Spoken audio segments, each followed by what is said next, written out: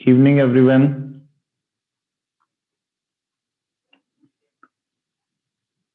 So, chapter name is coordination compound. थोड़ा सा introduction दे देता हूँ मैं आपको. This chapter is a mixture of 40% to 50% organic chemistry, 30-40% chemical bonding. तो जैसा ये इनऑर्गेनिक का चैप्टर लगता है वैसा नहीं है. यहाँ रटने को कम मिलेगा, बट चीजें ऐसी हैं कि एक बार नहीं पढ़ोगे तो क्वेश्चन भी नहीं होगा. तो हमें एक एक बार सारी चीजें पढ़नी है. तो इसके नोट्स थोड़ा अच्छे से बनवाऊंगा मैं. Put the heading chapter, heading coordination compound, and first heading addition compound.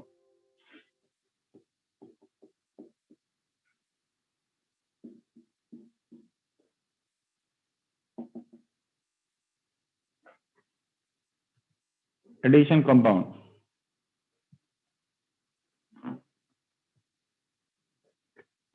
लिखिए. When two or more stable compounds join together, when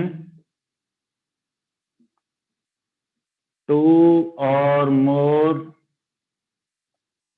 stable compounds join together in stoichiometric proportion,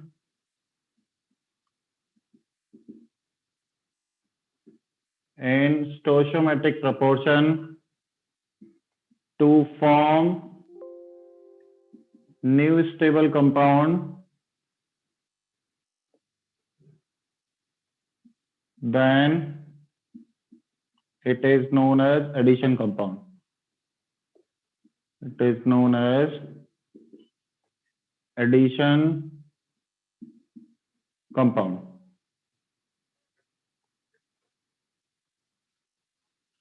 Two or more stable compounds join together in stoichiometric proportions to form new stable compound, then it is known as addition compound. क्या होगा? हमारे पास already stable compound होंगे. जैसे for example KCl मान लो, potassium chloride, और suppose करो magnesium chloride मान लो, MgCl2. तो ये दोनों ही स्टेबल हैं, ये बाहर एग्जिस्ट कर सकते हैं. ये दो स्टेबल कंपाउंड ऐसा हो सकता है कि जुड़ जाएं और जोड़ के एक नया स्टेबल कंपाउंड बना, जिसको बोलूंगा एडिशन कंपाउंड. एडिशन कंपाउंड को दो क्लास में डिस्ट्रीब्यूट किया जाता है. One are known as double salt और another are known as complex salt, जिसके बारे में हमें पूरा चैप्टर पढ़ना है. तो डबल सॉल्ट और कॉम्प्लेक्स सॉल्ट दोनों ही एडिशन कंपाउंड होते हैं. तो फिर फर्क क्या होता है? तो दो क्लासिफिकेशन लिखने के बाद पहला हेडिंग डालो डबल सॉल्ट. एक एक करके पढ़ते हैं.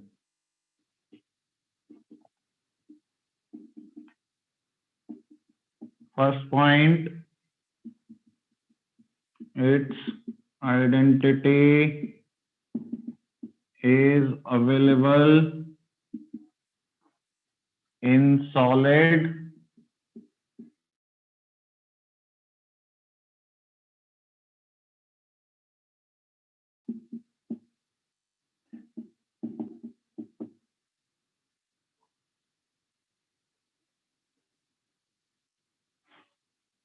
डबल सॉल्ट का पहला point, it's identity is available in solid but not in aqua solution.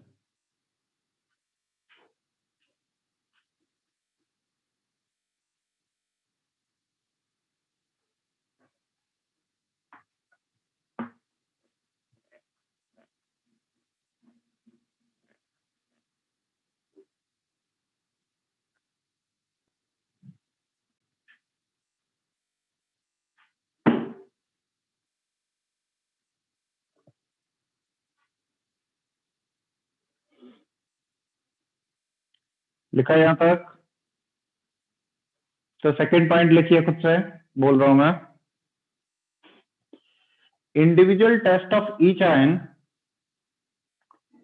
individual test of each ion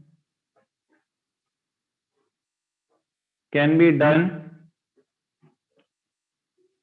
Individual test of each ion can be done from its aqueous solution. From its aqueous solution. देखो होता क्या है double salt, जैसे पहला example अगर मैं लूं, individual test of each ion can be done from its aqueous solution. Example 1, अगर मैं यहां पे ले लेता हूं K2SO4 dot Al2SO4 whole thrice dot 24H2O। अगर किसी को पता हो तो ये फॉर्मूला होता है पोटास एलम का, ठीक है। पोटास एलम को जब आप पानी में लेके जाओगे, टेकन इन वाटर, तो ये सॉलिड फॉर्म में तो ऐसे एग्जिस्ट करेगी, सारे जो एटम्स, सारे जो आयन्स हैं वो एक दूसरे से जुड़े हुए रहेंगे। लेकिन जैसे इसको पानी में लेके जाते हैं, ये सारे आयन आपस में अलग हो जाते हैं और एक्वा सोल्यूशन बना लेते हैं। जैसे ये किस में टूटेगा, पोटेशियम आयन देगा plus SO4 2 minus sulphate ion देगा प्लस एल्यूमिनियम 3 प्लस आयन देगा, सल्फेट आयन ऑलरेडी मिल चुका है और पानी तो पानी में रहेगा, तो ये सारे आयन में टूट जाएगा। तो ऐसा एडिशन कंपाउंड जिसको पानी में ले जाने पर वो सारे आयंस में ब्रेक हो जाए, कुछ भी जुड़ा ना रह जाए, ऐसे कंपाउंड को बोलते हैं डबल सॉल्ट। तो मैं बोल सकता हूं कि सॉलिड फॉर्म में तो एग्जिस्ट करेगा लेकिन एक्वस सॉल्यूशन में तो भरा हुआ नहीं है, एक्वस फॉर्म में टूट जाता है। इसलिए मैंने पहला पॉइंट लिखवाया है, it's identity is available in solid but not in aqueous solution. Second point, जब मैं इसमें कोई रिएजेंट डालूं, सपोज करो K प्लस आयन को टेस्ट करने के लिए, तो मुझे K प्लस आयन का जो टेस्टिंग रिएजेंट होगा उसका पॉजिटिव टेस्ट मिलेगा, यानी K प्लस आयन पूरे सॉल्यूशन में अवेलेबल होगा। इवन SO4 2 माइनस का भी टेस्ट मिलेगा, इवन Al3 प्लस का भी टेस्ट मिलेगा, यानी जिन जिन आयन से वो कंपाउंड बना हुआ है सारे आयन्स का इंडिविजुअल टेस्ट मिल सकता है उसके एक्वस सॉल्यूशन में से। ऐसा कॉम्प्लेक्स सॉल्ट के साथ बिल्कुल नहीं होता है। जैसे मान लो 4 आयन से बना हुआ है, तो हो सकता है 2 का टेस्ट मिले और बाकी का मिले ही ना। ये फर्क होता है डबल सॉल्ट और कॉम्प्लेक्स सॉल्ट में। डबल सॉल्ट का पहला एग्जांपल है potash alum, example number 2 KCl dot MgCl2 dot 6H2O। इसका शायद आप लोगों ने नाम सुना होगा, it is known as carnallite. इसको पानी में डालेंगे तो कौन कौन से आयन देने वाला है, K plus Cl minus Mg2 plus, K plus Cl minus Mg2 plus. हर एक आयन का इंडिविजुअली टेस्ट किया जा सकता है from its aqueous solution. Solid state में ये ऐसे एग्जिस्ट करेगा। Example number 3, NH4 whole twice SO4 FeSO4 dot 6H2O। ये क्या होता है, Fe2SO4 whole thrice, this is known as Mohr salt. और इसको जब पानी में लेके जाएंगे तो ब्रेक होगा कौन कौन से आयन में, NH4 plus plus FeSO4, not +2 oxidation state में होता है, FeSO4 dot 6H2O plus SO4 2 minus plus Fe2 plus, ये तीनों आयन में ब्रेक हो जाएगा। ठीक है, तो ये 3 है एग्जांपल डबल सॉल्ट के, नोट डाउन करो इनको।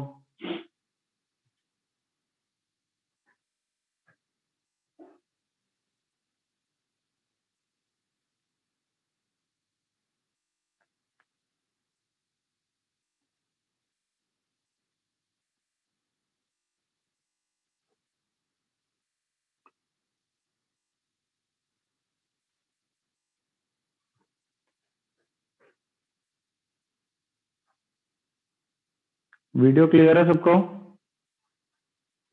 हम्म,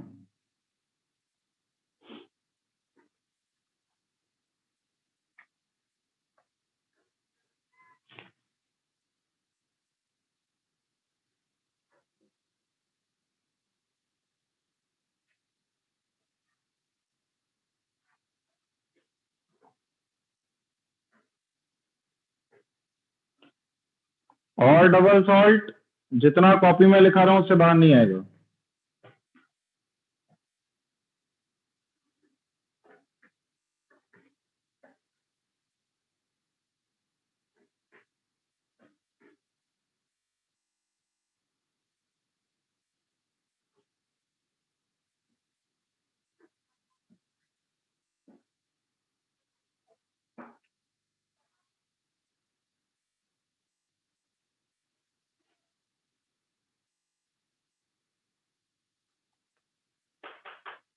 डन।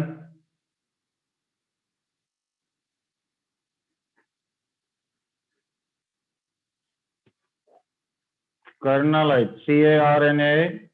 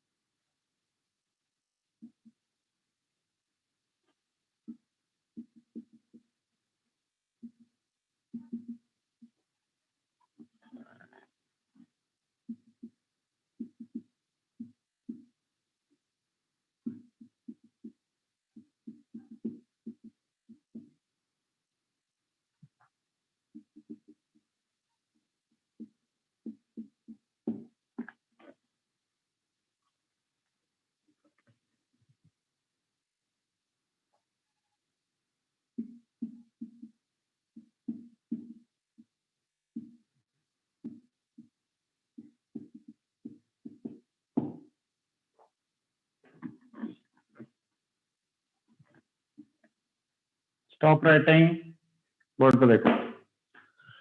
कॉम्प्लेक्स सॉल्ट, पहली बात तो जैसे सॉलिड में होंगे वैसे एक्वस सॉल्यूशन में होंगे, कोई फर्क नहीं पड़ता, कोई आयन बाहर नहीं निकलेगा, कैसे भी नहीं टूटेगा। Second point, it's dissociation is solace, यानी कि जब इनको पानी में डालें तो जेडीली लिखता है डिसोसिएशन इज सोलेस।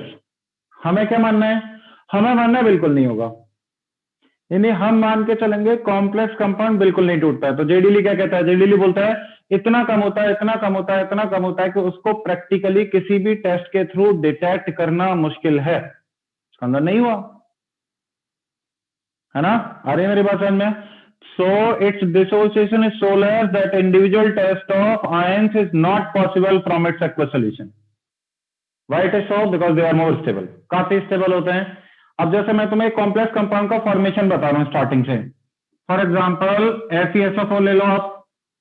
अगर FeSO4 को सोल्यूशन में डालोगे तो ये टूट जाएगा बहुत आराम से। Fe2+ और SO4 2- का एक्वस सोल्यूशन बना लेगा, राइट? मैं लिखने के लिए टाइम दूंगा बेटा, इसलिए जब मैं समझा रहा हूं इधर देख लो। FeSO4 को रिएक्शन करा दो KCN के साथ, तो पहले बनाता है FeCN2 का येलो कलर का पीपीटी, ठीक है? लेकिन अगर मैं इसकी रिएक्शन एक्सेस ऑफ KCN के साथ करा दूं, सॉल्यूशन में एक्सेस KCN पास करके रिएक्शन कर रहा हूं, तो ये फर्दर रिएक्शन करना स्टार्ट कर देगा और ये बनाता है कि यहां पे 4K+ के आयन रह जाएंगे, प्लस ये बनाएगा FeCN6 4-, कुछ ऐसा सॉल्ट। फिर क्या करता हूं मैं? इसको कूल करता हूं, कूल करके बन जाएगा K4Fe CN6 का कोऑर्डिनेशन कंपाउंड।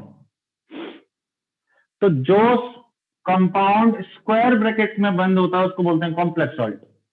यानी कि जब मैं इसको पानी में डालूंगा, टेकन इन वाटर, तो ब्रैकेट के बाहर जितनी भी चीजें वो वापस से मिल जाएंगी, यानी 4K+ मिलेगा, लेकिन ब्रैकेट के अंदर जितनी भी चीजें हैं उनमें से कोई भी चीज नहीं टूटती, वो एज इट इज ऐसे ही एग्जिस्ट करती है, FeCN6 4 - 1। इसको बोलते हैं कॉम्प्लेक्स सॉल्ट, जिसका ये मानते हैं बिल्कुल भी डिसोसिएशन नहीं होगा। यानी कि अब सपोज करो इस सॉल्यूशन में आप K+ को डिटेक्ट करने के लिए कोई कंपाउंड डालो तो K+ डिटेक्ट होगा, लेकिन अगर आप Fe2+ आयन को डिटेक्ट करने के लिए कंपाउंड डालोगे तो कोई डिटेक्शन नहीं होगा। Cn- को डिटेक्ट करने के लिए कोई कंपाउंड डालोगे तो Cn- भी डिटेक्ट नहीं होगा।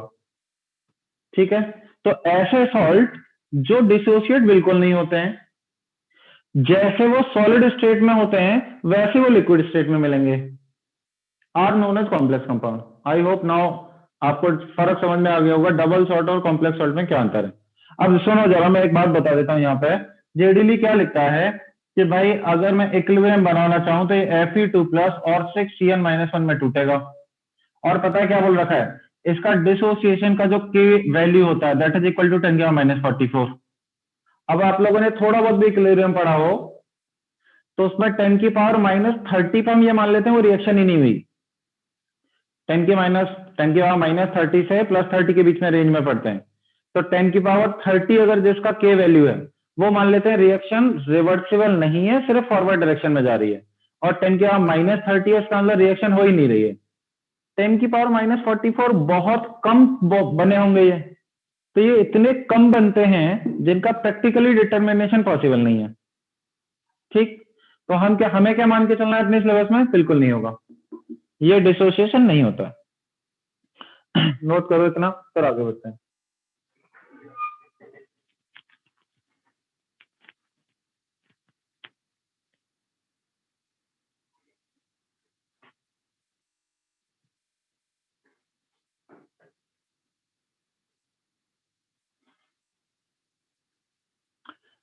आजकल बिना रिएजेंट के भी इनकी कॉन्सेंट्रेशन डिटरमाइन की जा सकती है, तो बहुत ज्यादा प्यूरिफाई करोगे तो पता चल जाता है कि बहुत थोड़ा सा भी होता है, बट उतना हम लोगों के लिए वो नहीं है।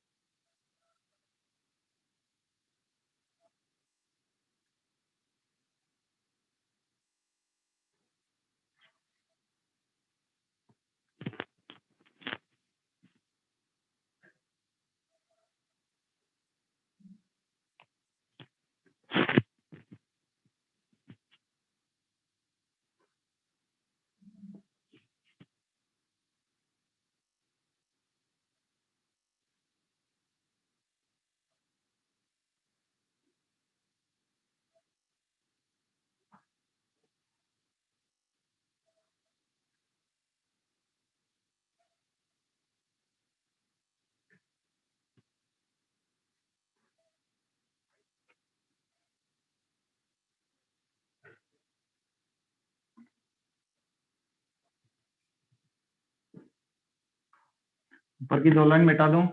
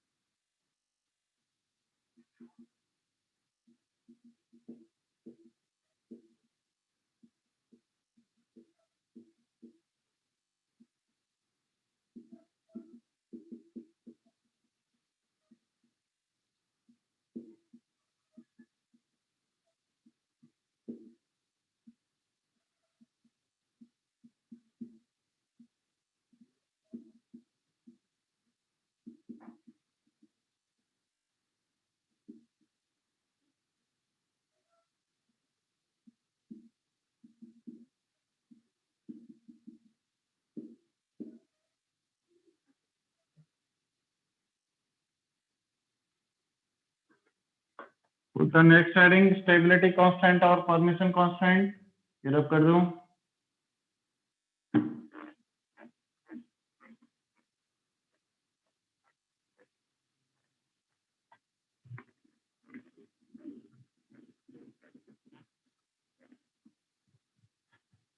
एंड इसी के जैसा होता है instability constant which is known as KINS slash which is also known as dissociation constant,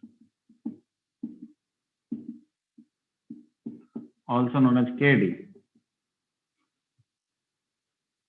तो डिसोसिएशन होना मतलब जस्ट उल्टा होना उसका फॉर्मेशन का। I must say that K instability constant is equal to KD is equal to 1 upon KS is equal to 1 upon K formation। Look on the board। Stability constant मतलब किसी भी complex का formation constant निकालना। अब जितना इस formation constant की value ज्यादा होगी, इसका मतलब उतना ज्यादा ये फॉरवर्ड डायरेक्शन में गया होगा, उतना ज्यादा इसकी स्टेबिलिटी हो जाएगी। तो how can we write the formation constant? जैसे हम के लिखते हैं इक्विलिब्रियम का, इसका कंसंट्रेशन अपन इन दोनों का कंसंट्रेशन जो रेशियो वो लगा दो, ठीक है। इनस्टेबिलिटी कांस्टेंट जिसका नाम डिसोसिएशन कांस्टेंट भी होता है, तो डिसोसिएशन मतलब उल्टा आना। अब पता है आपको केमिकल रिएक्शन को रिवर्स करने पर 1 अपन के हो जाता है ना। तो केडी और केएनएस को क्या लिख सकते हैं? 1 अपन के एस या 1 अपन के एफ। आ रही है मेरी बात समझ में? नोट करो, बस जस्ट टर्म है जिससे तुम लोगों को पता रहेगा इनके बारे में।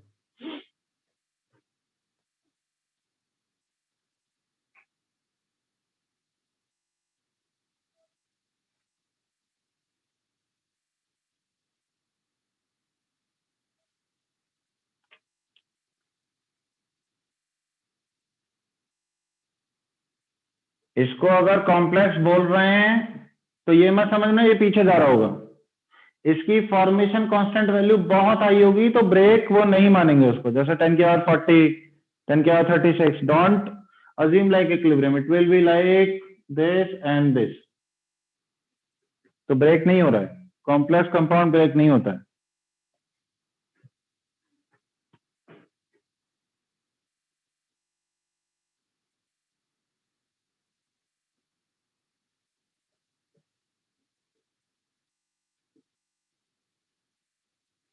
स्टेबिलिटी कांस्टेंट ये बताता है कॉम्प्लेक्स कितना स्टेबल है। जितना स्टेबिलिटी कांस्टेंट की वैल्यू ज्यादा उतना कॉम्प्लेक्स उतना ही ज्यादा स्टेबल।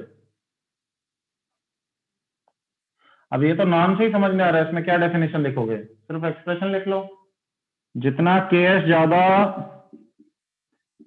यानी कि मोर स्टेबल,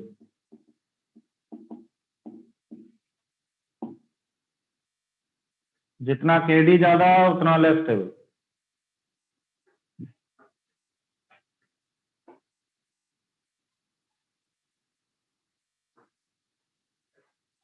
अब के डी के बेसिस पर और के एफ के बेसिस पर we define complex into 2 part, perfect complex और imperfect complex.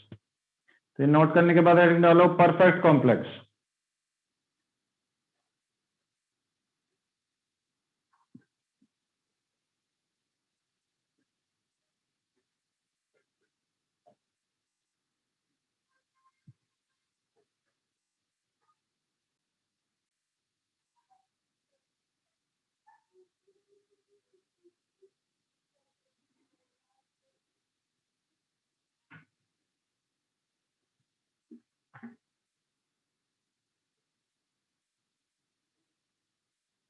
Double sided arrow बिना तुम इसको इक्विलिब्रियम कैसे मानोगे? के कैसे लिखोगे फिर? बट वो के की वैल्यू इतना हाई या लो है, यूनिडायरेक्शनल हो जा रही है रिएक्शन। नोट किया? कितने लोग नोट कर रहे हैं? रेजेंट करो। अब तो मैं भी लिख रहा हूँ ना तुम लोगों के साथ साथ, देखो कितना मेहनत कर रहा हूँ।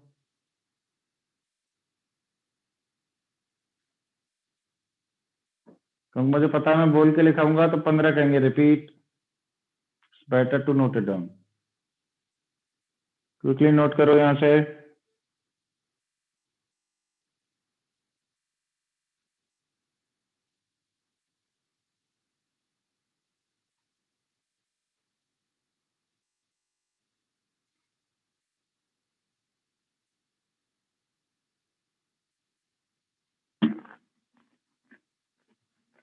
एडिंग डालो परफेक्ट कॉम्प्लेक्स।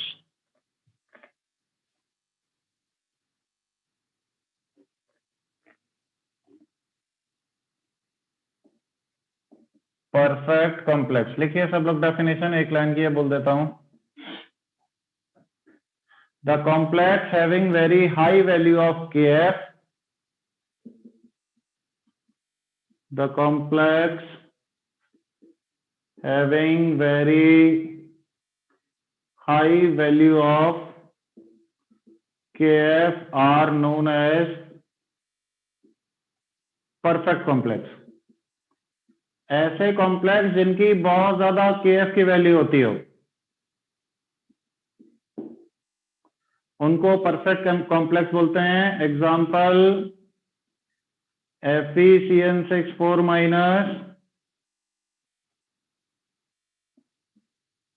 हमें पता है इसका जब फॉर्म होगा तो इसका अगर लिखें Fe2 + 6Cn माइनस, फॉर्मेशन करेंगे बनेगा FeCN6 4 माइनस, इट्स के फॉर्मेशन वैल्यू इज 10⁻44, क्योंकि डिसोसिएशन कितना था 10⁻⁻44, के फॉर्मेशन कितना हो जाएगा 10⁻44।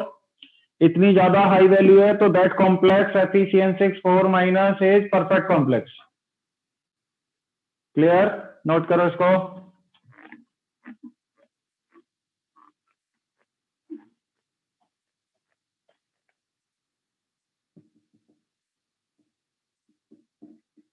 imperfect complex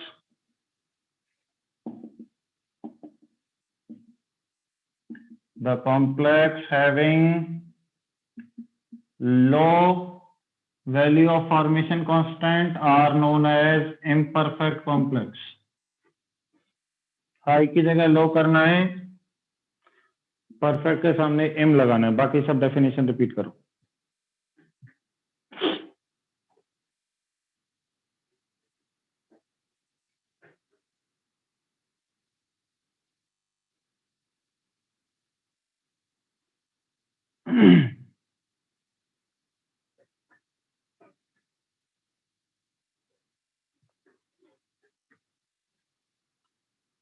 मैं I am doing one promise to all of you.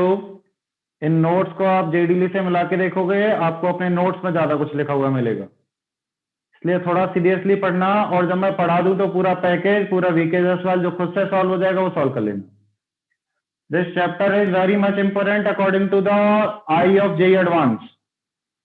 3 या 4 क्वेश्चन सही करना, आप इनऑर्गेनिक का 30-40% पोर्शन एक साथ पढ़ने वाले हो, और काफी सरल है, कुछ रटना नहीं है इसमें। अभी जस्ट इंट्रोडक्शन चल रहा है, नोट किया इतना। Now the doubt in mind, कितनी वैल्यू के बाद परफेक्ट और कितनी वैल्यू से कम इनपरफेक्ट, यही आता है डाउट कि भाई मैं कहां से मान लूंगा परफेक्ट, कहां से कम मानूंगा इनपरफेक्ट। तो लिखिए नोट पॉइंट कैसे डिसाइड करें। Write a note point, there is no sub dividing line, there is no subdividing line between perfect complex and imperfect complex, there is no subdividing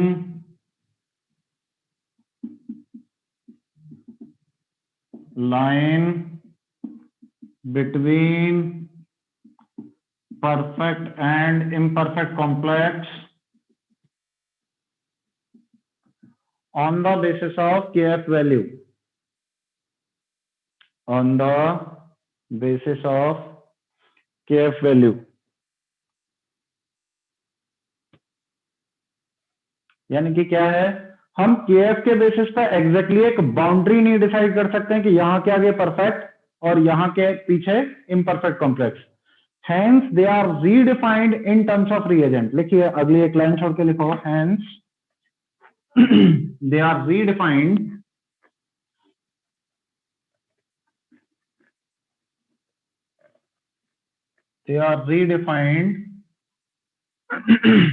in terms of reagent।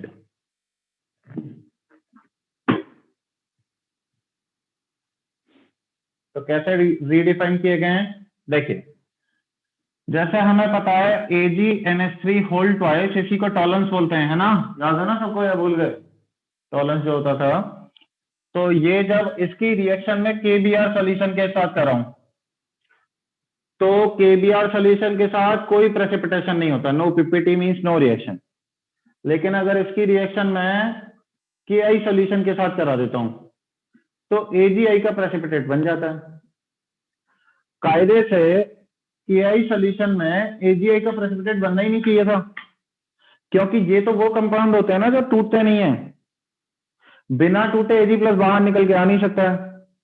Ag plus अगर बाहर नहीं आएगा तो I minus के साथ combine नहीं होगा, combine नहीं होगा तो प्रेसिपिटेट भी नहीं बनना चाहिए था, लेकिन प्रेसिपिटेशन हो गया AgI का। येलो कलर का पीपीटी होता है ये भी। इससे क्या पता चलता है, this complex is not perfect towards KI reagent, क्योंकि टूट जा रहा है, जो टूट जाए वो परफेक्ट नहीं है। And this complex AgNH3 whole twice plus is a perfect complex towards KBr solution. Can I say this, है ना, जिसके साथ ना टूटे उसके साथ परफेक्ट, जिसके साथ टूट जाए उसके साथ इम्परफेक्ट। ऐसा और क्या है, ऐसा है CuCN4 2 माइनस CdCN4 2 माइनस, ये दो अलग अलग ले लेते हैं, इनमें H2S gas is passed. Similarly यहां पे भी H2S गैस पास करते हैं, इसके साथ कोई रिएक्शन नहीं होती है, इसके साथ H2S गैस पास करते हैं तो H2S गैस में 2H प्लस और H2 माइनस रहेगा। H2 माइनस कैडमियम के साथ रिएक्शन करके CdS का प्रेसिपिटेशन कर लेता है। मैं क्या बोलूंगा, CuCN4 2 minus is a perfect complex towards H2S, but CdCN4 2 minus is an imperfect complex towards H2S gas। समझ आ गया सब लोगों को? नोट करो दोनों एग्जांपल, और जो मैंने बोला है वो नोट कर लेना।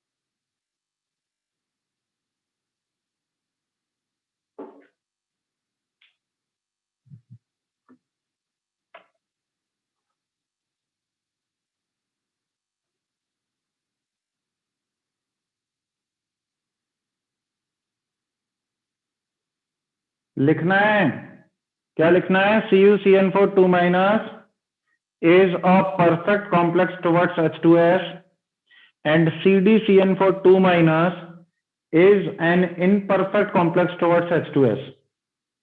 ऐसे स्टेटमेंट आपको जब आप VKS वाल लगाएंगे उसके एडवांस लेवल में मिल जाएंगे सीधे सीधे यही, इसलिए नोट करो उनको।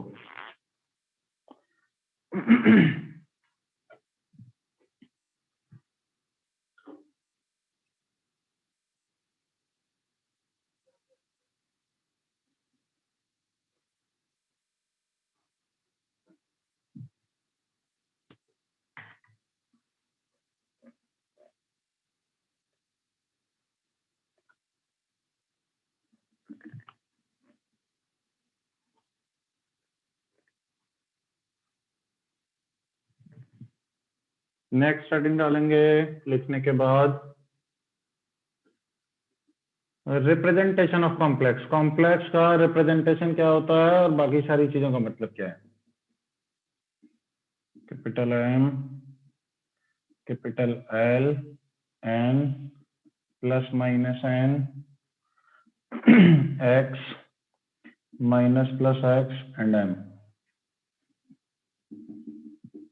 It is known as central atom. साथ साथ लिखते रहेंगे मेरे बोर्ड से, मैं एक बार फिर एक्सप्लेन कर दूंगा. It is known as central atom which accept lone pair from ligand. Mostly it is metal, but can also be non-metal. Non-metal भी हो सकता है. Capital L, it is known as ligand.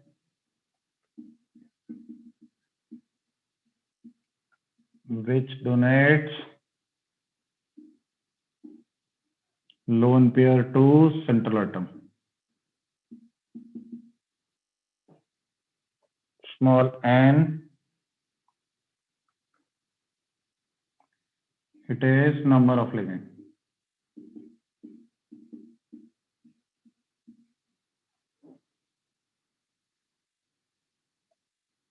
Capital M, it is the charge on complex salt. M can be 0, can be positive, can be negative. If n is equal to negative, then complex is known as anionic complex. Example, Fe CN6 4 minus Mn CO6 minus 1, M is equal to 0, neutral complex. Example, NiCO4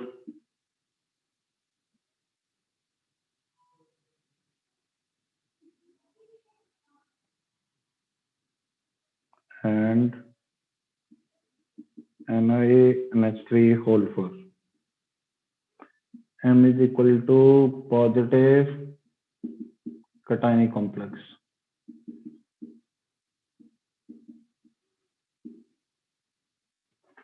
Example, AlH263 plus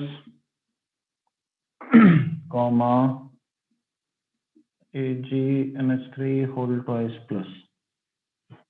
Stop writing, look on the board. किसी भी complex का representation किया जाता है capital M, capital L, small N, plus minus M, X. ये cross multiplication मत समझ लेना इसको, ये कैपिटल एक्स बनाया मैंने, ये आपस में क्रॉस मल्टीप्लाई मत समझना इसको. माइनस प्लस क्यों लिखा है? क्योंकि अपोजिट चार्ज बैलेंस हो जाए. ये बात तो समझ में आती होगी आप लोगों के. जब इस पर प्लस होगा, इस पर माइनस होगा, इस पर माइनस होगा, इस पर प्लस होगा, और यहाँ पे m. अब ये m और n सेम क्यों है, x और x सेम क्यों है? तो आपको पता है क्रिस क्रॉस रूल से क्रॉस मल्टीप्लाई होते हैं. ठीक है. बात करते हैं कैपिटल M की. तो कैपिटल M क्या होता है? उसको सेंट्रल एटम बोलते हैं. जब भी कॉम्प्लेक्स कंपाउंड बनता है, कोऑर्डिनेशन कंपाउंड बनता है, तो हमेशा एक सेंट्रल एटम होता है. वो लिगेंड से लोन पेयर के थ्रू डोनेशन ले रहा होता है, यानी इलेक्ट्रॉन्स ले रहा होता है. तो लिगेंड क्या होता है? लिगेंड कुछ भी हो सकता है. जैसे जो भी इलेक्ट्रॉन दे वो ligand. For example Cl minus electron देगा, लिगेंड की तरह काम करेगा. और क्योंकि कोऑर्डिनेशन कंपाउंड पढ़ रहे हैं, जब भी लिगेंड सेंट्रल एटम को इलेक्ट्रॉन पेयर देता है, हमेशा कोऑर्डिनेट बॉन्ड बनाता है. ठीक. तो क्या है capital M? It is known as central atom which accept lone pair from the ligand. Mostly metal मिलेगा, लेकिन नॉन मेटल भी हो सकता है. कैपिटल एल लिगेंड जो लोन पेयर देता है. एन क्या है? कितने लिगेंड लगे हुए हैं. ये स्मॉल m की वैल्यू क्या है? तो स्मॉल m होता है it is charge on complex salt. अब चार्ज के बेसिस पर तीन टाइप में क्लासिफाई किए जाते हैं. अगर चार्ज नेगेटिव चार्ज है तो उस कॉम्प्लेक्स को बोलते हैं अनायनिक कॉम्प्लेक्स. अब इन टर्म का मतलब समझ में आना चाहिए सब लोगों को, क्योंकि आगे सिर्फ मैं वर्ड यूज करूंगा अनायनिक कॉम्प्लेक्स, तो आप समझ जाना कि टोटल के ऊपर नेगेटिव चार्ज है. ठीक है. एग्जाम्पल, जैसे इस पे 4 माइनस है, इस पे 1 माइनस है. न्यूट्रल कॉम्प्लेक्स भी हो सकता है, कोई चार्ज नहीं होगा, यानी जीरो चार्ज होगा. कटायनिक कॉम्प्लेक्स भी हो सकता है जिन पर पॉजिटिव चार्ज दिखाई देता है. ठीक है, तो यहां तक ये है। फिर मैं बताने वाला हूं आपको कैपिटल एक्स क्या है। इतना नोट करो, आगे बढ़ते हैं।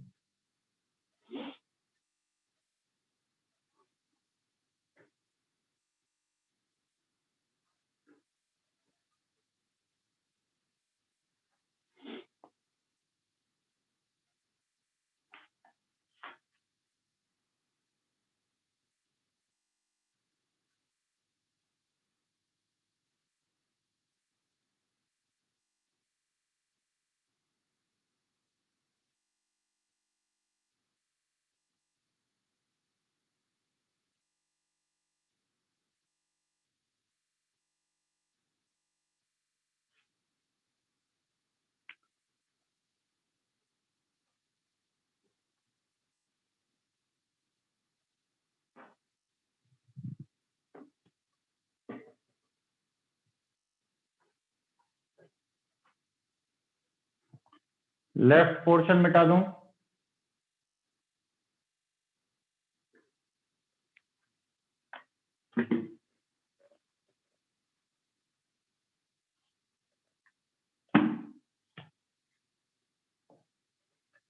Capital x,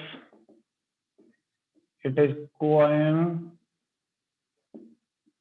which balance the charge of complex salt.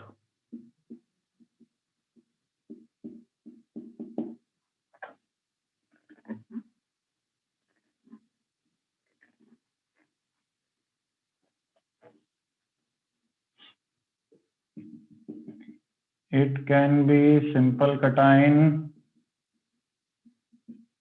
comma simple anion and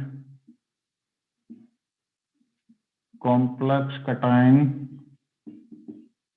and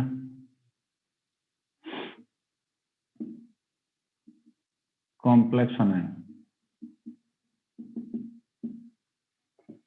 K4 FeCN6 Al H2O6 Cl3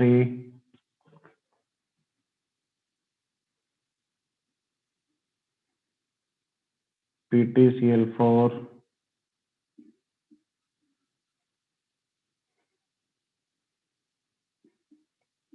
PtNH34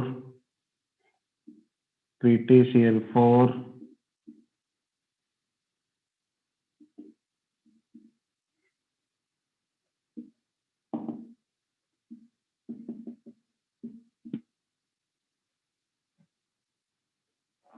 मिटा दूं इसको?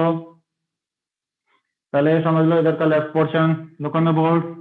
कैपिटल एक्स क्या था? कोआइन, जिसका काम क्या होता है कि जितना भी कॉम्प्लेक्स का चार्ज आ रहा होगा उसको बैलेंस करने के लिए खुद उतने नंबर में प्रेजेंट हो जाएगा।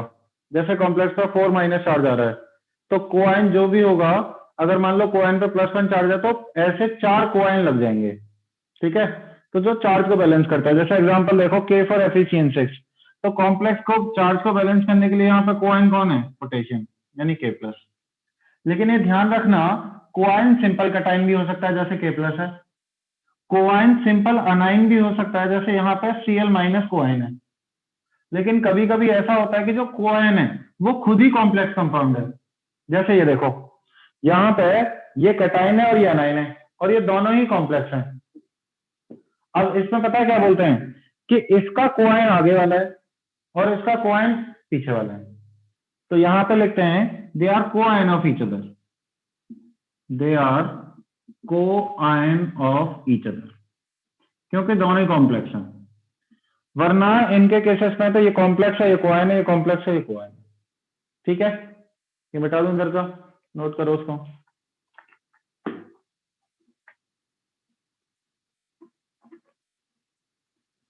Anyone who is writing this?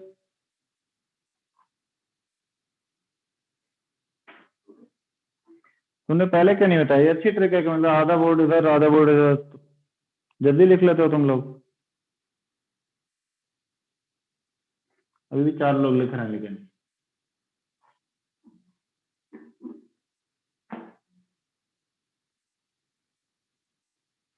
each other.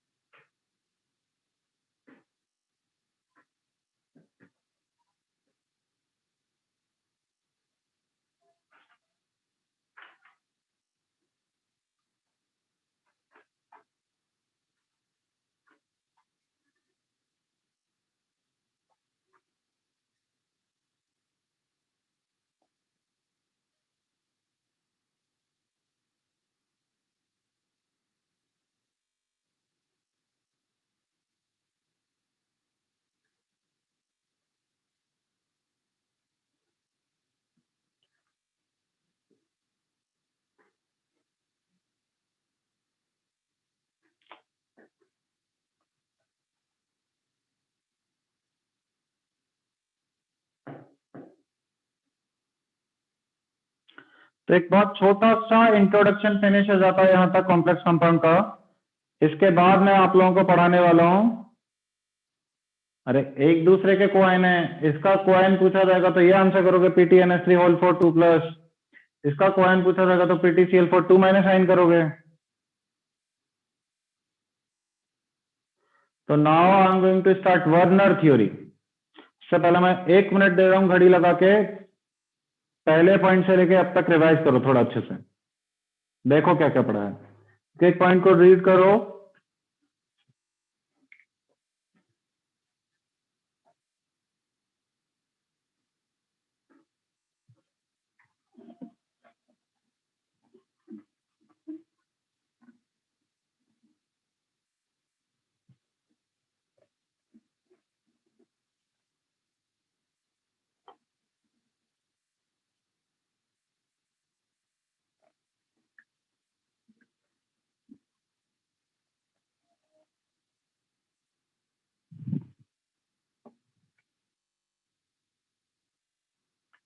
ठीक है, बड़ा फॉन्ट लिख रहे हैं, वर्नर थ्योरी।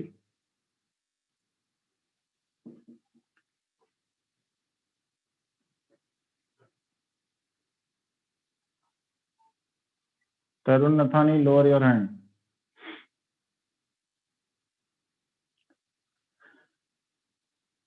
इस रिवीजन को, जो बहुत छोटा रिवीजन है, पूरी ईमानदारी से करो। जितना ईमानदारी से रिवीजन करोगे उतना चैप्टर अच्छा होगा, और आपको घर पे उसका हाफ मेहनत करना पड़ेगा।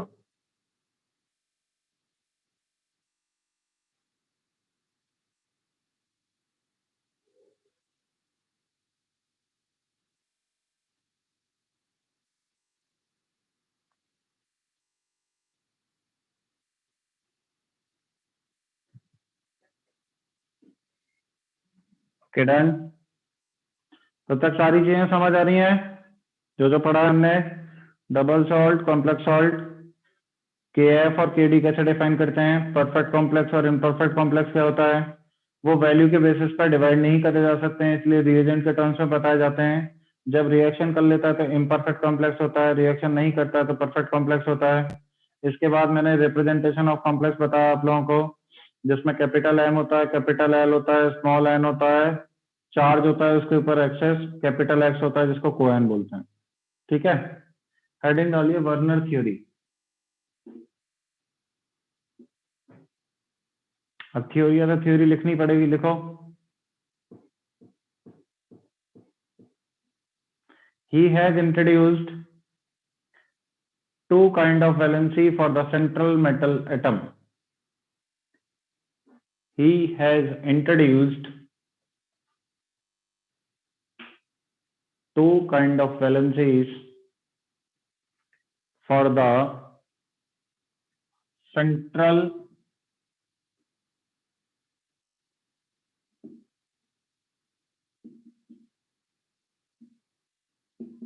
एटम।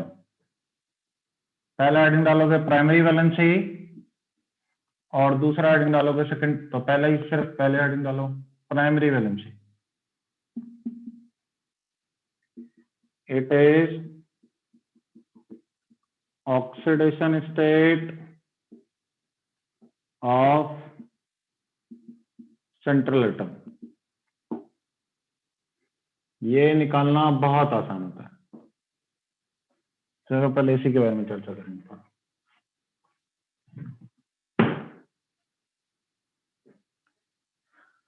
तो अगर किसी भी कॉम्प्लेक्स में आपको प्राइमरी वैलेंसी पूछी जाती है, फटाफट से उसका ऑक्सीडेशन स्टेट निकालो, कह दो ये प्राइमरी वैलेंसी है। लेकिन इसका थोड़ा फील आना चाहिए हमें। देखो फॉर एग्जांपल मान लीजिए मैं एक कॉम्प्लेक्स लेता हूं, यहां पे FeH2O5 और सपोज करो यहां पर हो NO, लेकिन तुम्हें बताना पड़ेगा यहां पे +1 चार्ज होता है, फिर दूसरा ले लेते हैं।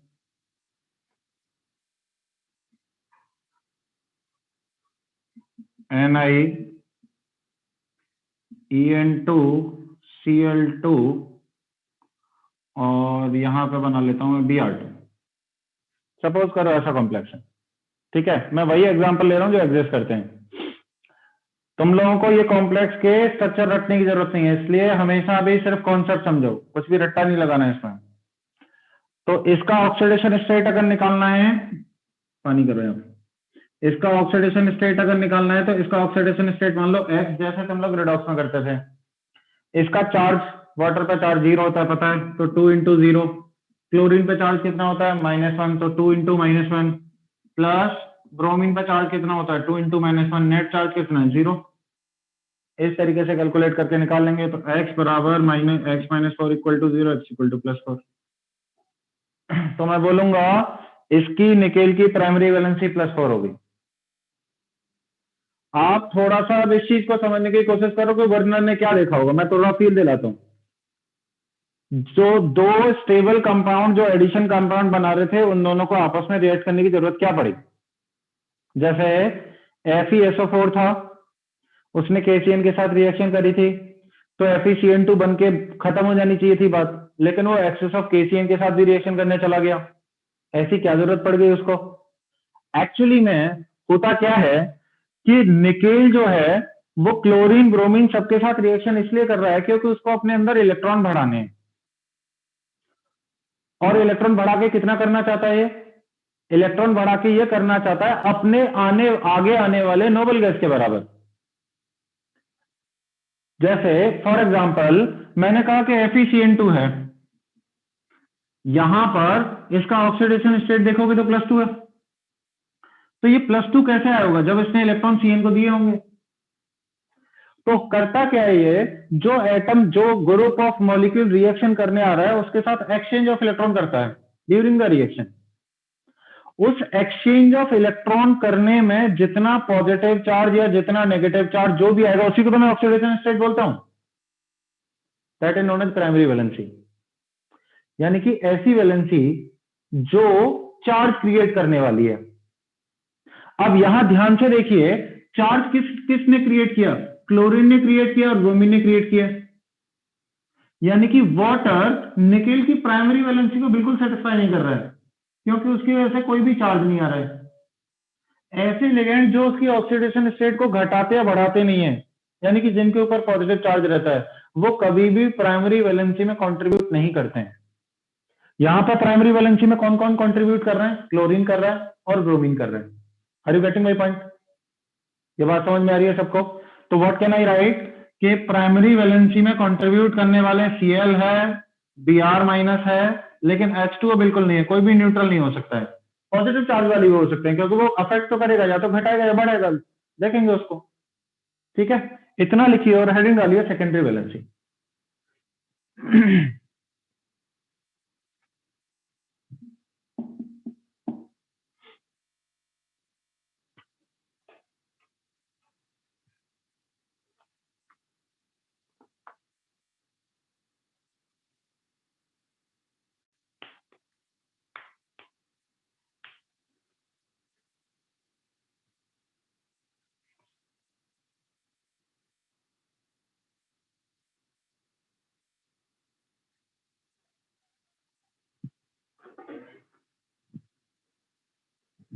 जी हाँ, ऑक्सीडेशन स्टेट तभी निकाल पाएंगे जब हमें चार्ज पता होगा। धीरे धीरे हमें सबके चार्ज पता लगने लग जाएंगे।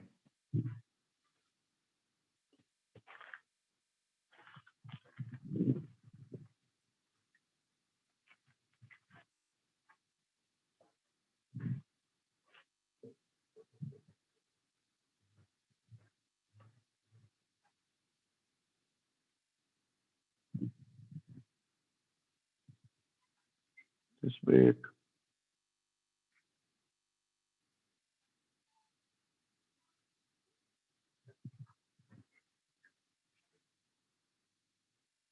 कुछ क्लियर हुआ है पहले से? नहीं, पहले क्लियर था, ठीक है।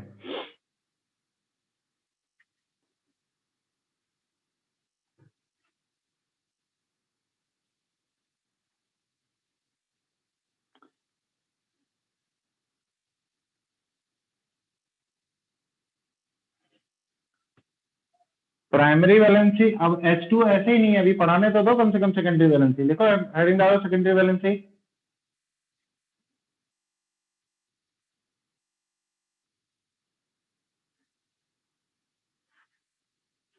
तो लिखो Werner first time observe that, Werner first time observe that after satisfying primary. अब तुम लोग लिखने में भी सर छोटा लिख दो बड़ा लिख दो, मैं बोलूंगा।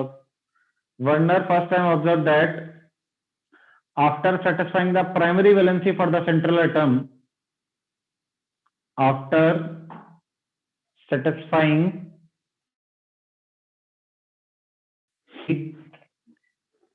for the central atom, still they are electron deficient, still they are electron deficient।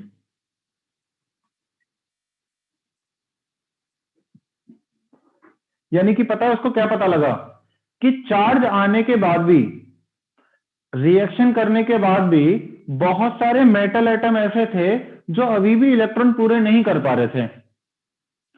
उन इलेक्ट्रॉन्स को पूरा करने के लिए वो फर्दर रिएक्शन करना चालू करता है। तो लिखिए, to fulfil this extra electron deficiency,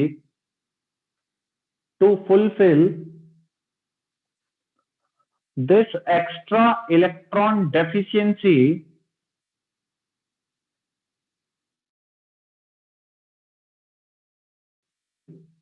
this extra electron deficiency, central atom takes, central atom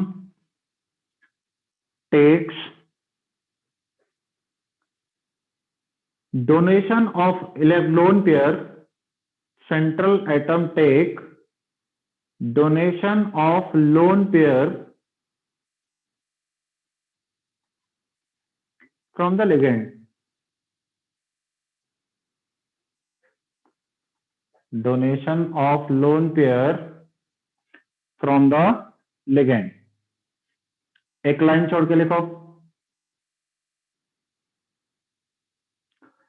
the number of donation accepted in this way,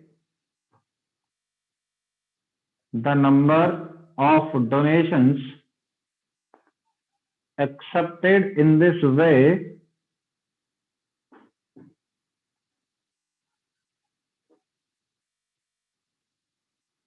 by the central atom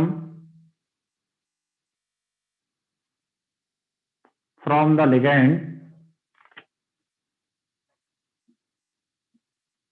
by the central atom from the ligand is known as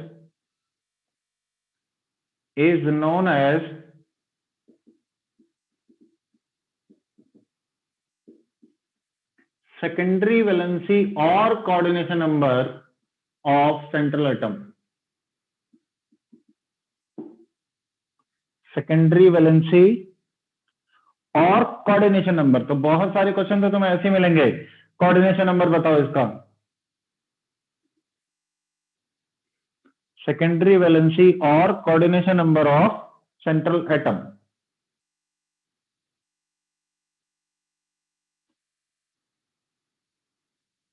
ठीक है, देखें जरा इसके case को। जैसे for example अभी हम लोग देख रहे थे कि NiH2 होल ट्वाइस Cl2 और Br2 वाला केस ले लेते हैं फिर से। मुझे ये बता दो, ये कितने डोनेशन ले रहा है लोन पेयर के लिगेंड से? 2 पानी से ले रहा है, 2 क्लोरीन से ले रहा है। इसका मतलब टोटल नंबर ऑफ डोनेशन कितने हो गए? 4। तो इसका कोऑर्डिनेशन नंबर कितना हो जाएगा? 4। इसका मतलब इसका सेकेंडरी वैलेंसी कितना हो जाएगा? 4। अब एक चीज ध्यान रखना, क्या चीज ध्यान रखना, कि यहां पर जो H2O है वो सेकेंडरी वैलेंसी फुलफिल कर रहा है, जो क्लोरीन है उसकी वजह से चार्ज भी आ रहा है और वो डोनेशन भी दे रहा है, इसलिए दोनों फुलफिल कर रहा है। और जो ब्रोमीन है वो सिर्फ प्राइमरी वैलेंसी फुलफिल कर रहा है। मेरी बात समझ में आ रही है मैं क्या बोल रहा हूं? तो यहां पर जो सिर्फ अपने लोन पेयर देते हैं बिना किसी चार्ज के, वो तो सिर्फ सेकेंडरी वैलेंसी फुलफिल करेंगे, और जो चार्ज लाते हैं वो प्राइमरी करते हैं। तो ये तो प्राइमरी भी कर रहा है, लोन पेयर भी दे रहा है। यानी कि देखो कुल मिला के क्या हुआ होगा, निकेल ने क्लोरीन वाले एटम को एक इलेक्ट्रॉन दिया होगा, तो वो क्लोरीन -1 में कन्वर्ट हो गया होगा, निकेल के पास प्लस चार्ज आ गया होगा। और फिर क्लोरीन माइनस ने देखा अच्छा मेरे ऊपर तो चार्ज आ गया, लो अपना एक लोन पेयर पूरा डोनेट कर दिया निकेल को। तो इस तरीके से क्लोरीन माइनस ने सेकेंडरी वैलेंसी भी फुलफिल कर दी। ऐसे कितने क्लोरीन माइनस आएंगे? तो हर एक मेटल के लिए अलग अलग कोऑर्डिनेशन नंबर होता है। कोऑर्डिनेशन नंबर डिपेंड करता है दो तीन चीजों पर। जैसे पहली चीज मैं बता रहा हूं कि आपका मेटल आयन का साइज कितना बड़ा है। जितना बड़ा मेटल आयन का साइज होगा उतने सारे लिगेंड आपस में लग सकते हैं आके, और जितना छोटा साइज होगा उतने कम लिगेंड लग सकते हैं। दूसरा डिपेंड करेगा खुद लिगेंड के साइज पर। लिगेंड एक टाइम खुद हाथी जितना बड़ा हो तो कम लगेंगे, और बहुत छोटे छोटे लिगेंड हो तो ज्यादा लग सकते हैं। यानी कि कुल मिला के एक स्टेटमेंट लिखा जा सकता है, coordination number of central atom depends upon the relative sizes of central atom and the ligand. ठीक, पहले एग्जांपल लिखो। I am writing down the statement. हाँ, वंस अगेन करने की जरूरत नहीं पड़ेगी, पता लग गई मुझे उसकी trick. Coordination number depends upon relative sizes of central atom and ligand.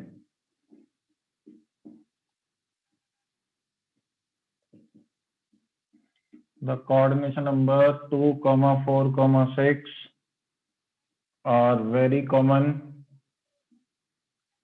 and coordination number 3, 5, 7 are rare. What about coordination number 1?